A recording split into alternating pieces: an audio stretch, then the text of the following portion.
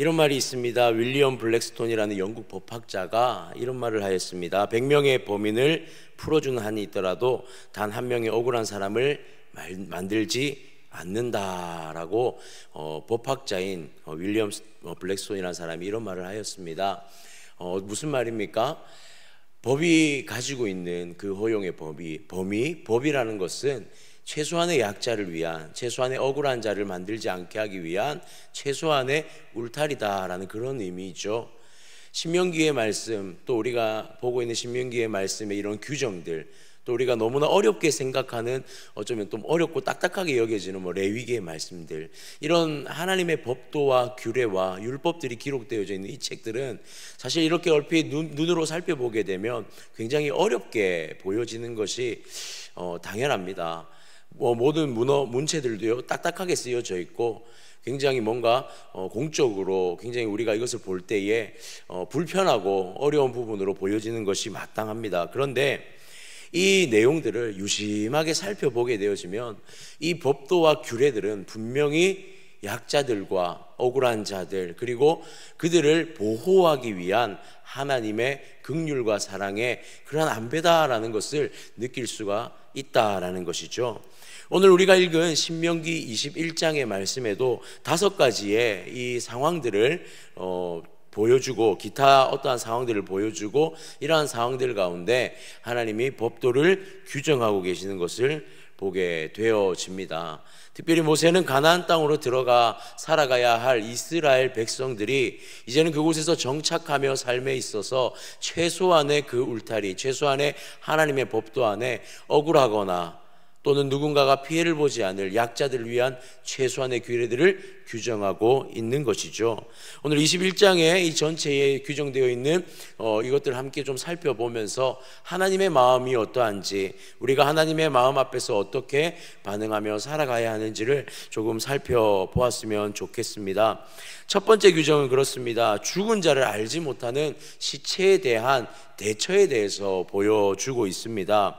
21장 1절에 보니 이렇게 기록하는데요, 내 하나님 여호와께서 내게 주어 차지하게 하신 땅에서 피살된 시체가 들에 엎드려져 있는 것을 발견하고 그 쳐 죽인 자가 누구인지 알지 못하거든. 시체를 발견하게 됩니다. 그런데 이 시체를 죽인 범인이 누구인지 알지 못하는 상황입니다. 자, 우리가 여기서 보아야 할 것은, 자, 하나님 여호와께서 내게 주어 차지하게 하신 땅에서라고 이렇게 표현을 좀 하고 있는 것을 보게 됩니다. 그러니까 그들이 들어가게 될 가나안 땅이겠죠. 이제 그들이 하나님께서 주신 땅으로 들어가게 될 터인데, 하나님께서 주신 그 땅에서 생활하는 가운데 피살된 시체, 이 피살된 시체는 칼이나 무기를 가지고 죽게 되어진 그런 시체를 의미하고 있습니다. 즉 타살을 의미함이죠. 누군가에 의해서 죽임을 당한 시체임이 분명합니다. 자, 그런데 누가 죽인지는 모르는 시체입니다. 이 시체를 발견했을 때 이들은 어떻게 대처해야 하는가? 2절을 보니요, 너희의 장로들과 재판장들은 나가서 그 피살된 곳의 사방에 있는 성읍의 원근을 잴 것이요, 이 시체가 있는 곳으로부터 어느 성읍이 가장 가까운지 거리를 재라고 명령하고 있습니다. 그리고 이 거리를 재어서 가장 가까운 성읍이 정해지면 3절에 그 피살된 곳에서 제일 가까운 성읍의 장로들이 그 성읍에서 아직 부리지 아니하고 몽해를 매지 아니한 암송아지를 취하여, 4절에 그 성읍의 장로들이 물이 항상 흐르고 갈지도 않고 씨를 뿌린 일도 없는 골짜기로 그 송아지를 끌고 가서 그 골짜기에서 그 송아지의 목을 꺾으라, 이렇게 명령하고 있습니다. 자, 해석하면 이렇습니다. 가장 가까운 데 있는 성읍의 장로들은요, 암송아지 한 마리, 아직 부리지 않은 암송아지 한 마리를, 순결한 암송아지 한 마리를 데리고 물이 흐르고 있지만 경작되지 않은 그 장소로 가서 송아지의 목을 꺾어 피를 흘릴 것을 명령하고 있는 것이죠. 자, 이때 5절에 보니 또 누가 따라갑니까? 레위자손 제사장들도 함께 따라가라, 그렇게 말하고 있습니다. 그리고 그 사람들을 어떤 사람들이라 말하냐면, 하나님 여호와께서 택하사 자기를 섬기게 하시며 또 여호와의 모든 이름으로 축복하게 하신 자라. 모든 소송과 투쟁이 그들의 말대로 판결 되어야 한다라고 5절은 기록하고 있습니다. 이것은 이런 것입니다. 암송아지를 목을 꺾는다는 것은 어떤 의미입니까? 대속, 속량, 이런 의미를 가지고 있는 것이죠. 누가 죽였는지 모를 그 시체에 대해서 가장 가까운 성읍에 있는 장로들이 암송아지를 꺾어 가서 목을 부러뜨려 피를 흘린다는 것은 우리는 이 시체의 죽음과는 전혀 무관합니다라는 것을 표현하는 그런 행위죠. 그러니까 그 살인자에 대한 죄를 이 암송아지에게 대속하여서 피를 흘리며 우리는 무죄합니다라는 것을 표명하고 있는 그러한 장면입니다. 그리고 이것을 누가 보고 판결하게 합니까? 레위 제사장들이 함께 가서 이 상황을 보고 판결하게끔 명령하고 있더라라는 사실이죠. 그리고 6절에 가니 이렇게 또한 명령합니다. 그 피살된 곳에서 제일 가까운 성읍의 모든 장로들은 그 골짜기에서 목을 꺾은 암송아지 위에 손을 씻고 말하기를 우리의 손이 이 피를 흘리지 아니하였고 우리의 눈이 이것을 보지도 못하였나이다. 그러니까 이 송아지 앞에 대속의 제물을 드린 이 송아지 앞에 자신들의 죄 없음을 판결받는 그 행위를 이어갈 것을 명령하고 있는 것이죠. 자, 그리고요 8절에 보면 여호와여 주께서 속량하신 주의 백성 이스라엘을 사하시고 무죄한 피를 주의 백성 이스라엘 중에 머물러 두지 마옵소서 하면 그 흘린 죄가 사함을 받으리니 너는 이와 같이 여호와께서 보시기에 정직한 일을 행하여 무죄한 자의 피를 흘린 죄를 너희 중에서 제할지니라 이렇게 말씀하고 있습니다. 이것은요 정직하게 이 일을 행할 것에 대한 명령입니다. 이 시체가 우리에게 무관하다는 것을 숨김없이 정직하게 모든 이 마을이 함께 이 문제를 해결할 것을 요구하고 있는 것이죠. 여러분, 이러한 시체가 발견된 피살된 시체, 그러나 누가 죽인지를 모르는 이 시체를 누가 나아가서 정리하고 있습니까? 마을의 장로들과 제사장입니다. 즉 이것은 굉장히 공적인 모습의 해결 방법을 제안하고 있는 것입니다. 마을에서 일어난 일, 아니 어쩌면 마을에서 떨어져 일어난 일이지만 가장 가까운 성읍의 장로들과 제사장이 나아가서 이것을 해결했다는 것은 이 문제를 기피할 문제가 아니라 어떠한 문제에 대해서 특별히 누군가가 이 범죄자가 누군가가 특정되지 않은 상태에 대해서 온 성읍이 함께 그 문제를 공적으로 해결하기를 요구하고 있는 것이죠. 이것은 우리의 교회와 우리가 살아가는 그리스도인들의 삶에서도 분명하게 적용이 되어져야 할 부분인 것 같습니다. 우리에게 주어진 문제들은 누구의 문제입니까? 우리에게 주어진 해결할 수 없을 것만 같은 이러한 문제들은 그저 단순히 회피해버리고 놓아버려야 할 문제가 아니라 공동체가 함께 그것에 마음을 모으고 그곳에서 하나님의 마음으로 정직하게 해결해야 할 문제다라는 것을 인식시켜주는 그러한 규정인 것이죠. 공동체에 일어난 일, 공동체의 이러한 일 가운데 누군가가 억울함에 그 죄를 뒤집어 쓰지 않게 하기 위하여서 누군가의 그 또한 억울함을 풀어주기 위하여서 모든 공동체가 함께 나서서 이 문제를 공적으로 해결할 것을 우리 하나님은 이스라엘 백성들에게 모세를 통하여 명령하고 있더라는 사실입니다. 가나안 땅으로 들어가 살아야 할 이스라엘 공동체에게 주어진 이 규정, 그 안에서 이제는 정착해서 살아가야 하는데 그들 가운데 생기는 이 문제들, 그것은 그 손에서 회피되어 누군가에게 전가될 그런 문제가 아니라 공동체가 하나님의 마음으로 감당해야 할 것이라고 말씀하고 있는 것입니다. 사랑하는 성도님들, 우리 안에 있는 문제가, 우리 안에 있는 어떠한 해결하지 못할 문제를 우리가 그리스도인이라면 그것을 내 문제가 아니야 라고 버려두는 것이 아니라 하나님의 마음으로 그것을 함께 감당하고 그것 앞에 정직하게 하나님 앞에 해결의 방법을 구하고 나아가는 것, 그것이 참 공동체의 모습인 줄 믿으시기를 바랍니다.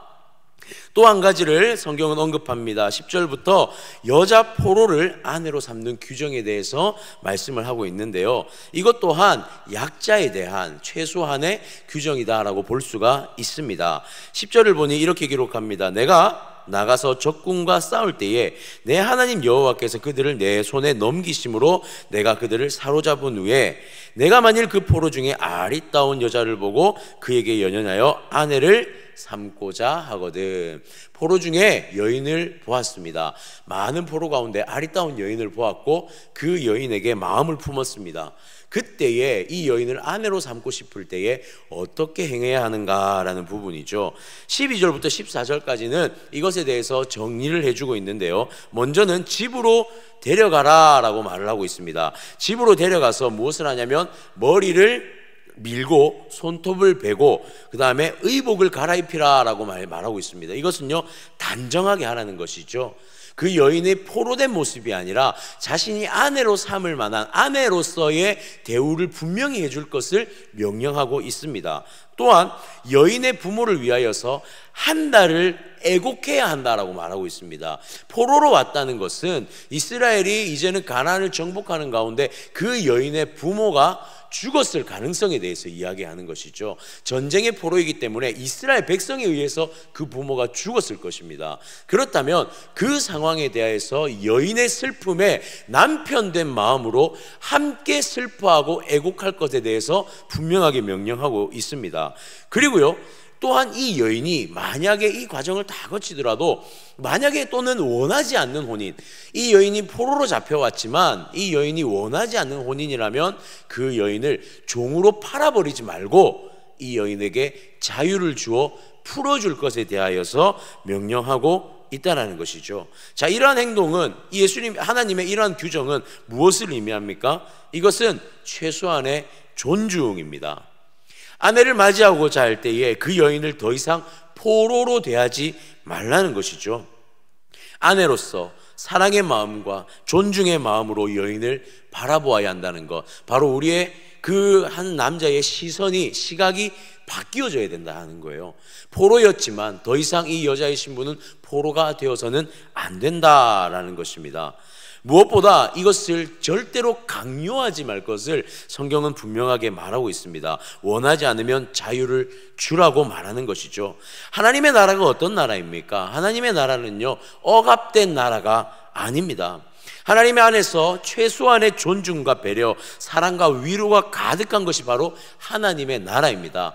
분명 이스라엘이 그곳에서 칼과 창으로 가나안 땅을 정복하겠지만, 그러나 그곳에서 살아가야 할 이스라엘 백성들이 가져야 할 최소한은요, 하나님의 그 나라는요, 어떤 나라냐면 배려가 있고 존중이 있고 사랑이 있고 긍휼이 있는 것이 바로 하나님 나라의 원칙적인, 가장 기본적인 원칙이라는 것이죠. 또한 그 하나님의 나라의 은혜는요, 유대인들, 그 이스라엘 백성들만 누리는 것이 아닙니다. 그 안에서 남게 될 그 포로들, 그들 또한 하나님의 긍휼과 사랑을 입어 마땅한 하나님의 백성이 될 수 있는 은혜가 있는 그러한 백성이라는 것을 이 장면을 통해서 분명히 보여주고 있는 것이죠. 마치 포로로 끌려온 그 여인은요, 죄를 지어 그곳에 억압되어져 있는 우리의 모습을 또한 연상하게도 하는 것 같습니다. 죄에 빠져 있는 우리를 예수 그리스도 신랑 되신 예수님께서 어떻게 그 문제를 해결해 나아가십니까? 예수님께서 우리를 품으시고 사랑하시며 우리 가운데 오셔서 우리 가운데 거하시며 함께 떡을 나누시며 우리의 모습 가운데 공감하셨던 예수님의 모습을 우리는 성경 가운데서 분명히 발견할 수가 있었던 것을 우리는 기억합니다. 하나님의 나라는요, 사랑과 존중이, 배려가 가득한, 무엇보다 긍휼의 마음이 가득한 곳이 하나님의 나라인 줄 믿으시기를 바랍니다. 또 하나의 규정을 보여주고 있는데요, 뒤에 나오는 두 개의 규정을 좀 함께 보았으면 좋겠습니다. 이것은요, 가정에 대한 규정으로 이렇게 좀 보여집니다. 상속에 대한 문제와 패역한 아들에 대한 문제를 15절에서 21절까지 같이 나누고 있습니다.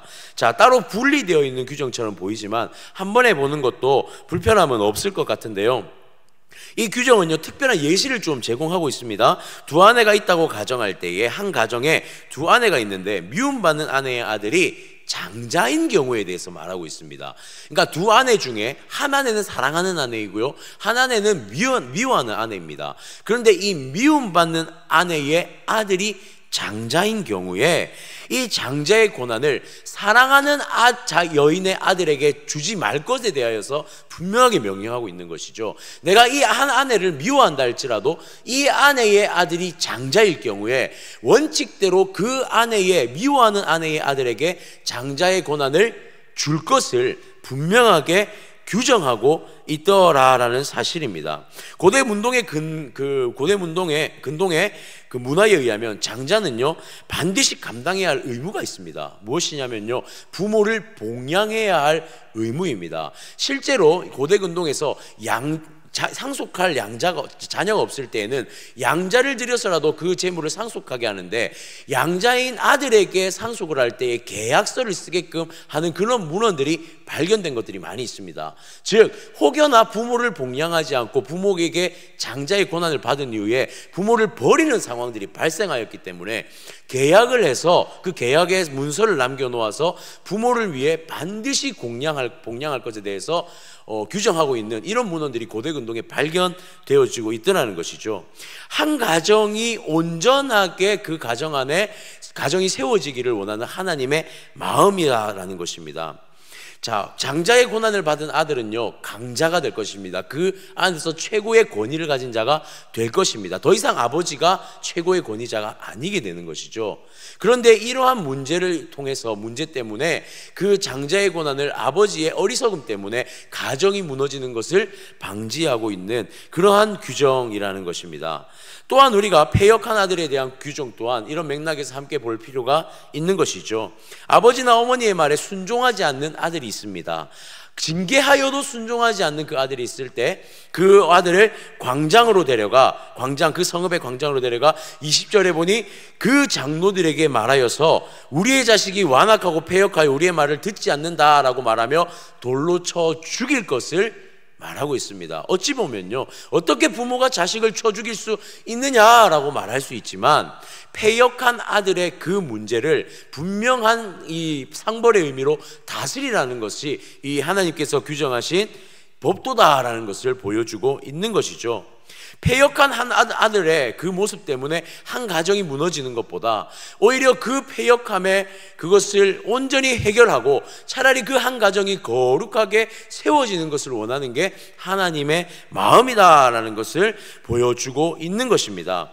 하나님의 거룩함으로 말미암아 화평함을 이루는 샬롬의 가정이 되어지는 것을 하나님은 더욱더 원한다라는 것이죠. 그리고 이것에 이어서 마지막 규정 22절에서 23절은 이러한 범죄한 자의 돌에 맞아 죽거나 범죄한 자의 죽음에 의해 나온 시체를 절대로 하루 이상 나무에 걸어두지 말 것에 대하여서 마지막으로 명령하고 있습니다. 이것은요, 나무에 달린 자는 하나님께 저주받은 자다라는 그러한 규정을 통하여서 절대로 하루 이상 걸어놓지 말 것에 대해서 말씀하고 있습니다. 결국 이 21장 전체의 규정에 대해서 좀 이렇게 정리해 볼 필요가 있는 것 같습니다. 하나님의 정의와 공의의 실현, 모든 하나님의 공의와 정의가 그들의 백성 가운데 실현되어져야 한다는 것, 그것이 누군가의 책임이 있고 없고를 따지는 것이 아니라 온 공동체가 함께 그 책임에 대해서 함께 동참해야 된다는 것을 분명하게 말하고 있는 것이죠. 또한 존중과 긍휼과 사랑의 마음으로 이 모든 규정들이 실행되어져야 함에 대해서 보여주고 있습니다. 그리고 22절과 23절에 가서 이것들을 행할 수 있는 근본적인 단어는 무엇이냐면 바로 거룩함이라는 거예요. 거룩함. 정결하고 거룩함으로 이 문제들이 해결되어지고 그 안에 하나님의 화평이 온전히 자리 잡게 하는, 하나님의 화평이 넘쳐나게 하는 것이 이 규정들의 하나님의 본질적인 마음이다라는 것이죠. 하나님 나라의 백성들이 하나님의 거룩함으로 정의와 공의에 실현된 그 공동체, 화평의 공동체를 만들어 나아가는 것, 이것이 하나님께서 이스라엘에게 보기를 원하셨던 가나안 땅에서 정착할 이스라엘 백성들의 모습이었다라는 것이죠. 그리고 하나님의 율법과 율례와 법도는요, 그 안에서 살아가게 될 최소한의 그 약자들을 위한 울타리이고 사랑과 긍휼의 마음이다라고 볼 수 있는 것입니다. 사랑하는 성도님들, 하나님의 나라를 누리면서 살아가는 그런 우리의 한 날이 되어지기를 소원합니다. 우리의 공동체, 우리의 가정, 우리의 교회가요, 하나님의 거룩하심으로 말미암아 정의와 공의를 실현하는 그런 공동체가 되었으면 좋겠습니다. 또한 그 정의와 공의가 실현되는 존중과 긍휼을 통해 샬롬의 그 놀라운 향기가 넘쳐나는 우리의 공동체, 우리의 삶에 되어지기를 주님의 이름으로 축복합니다.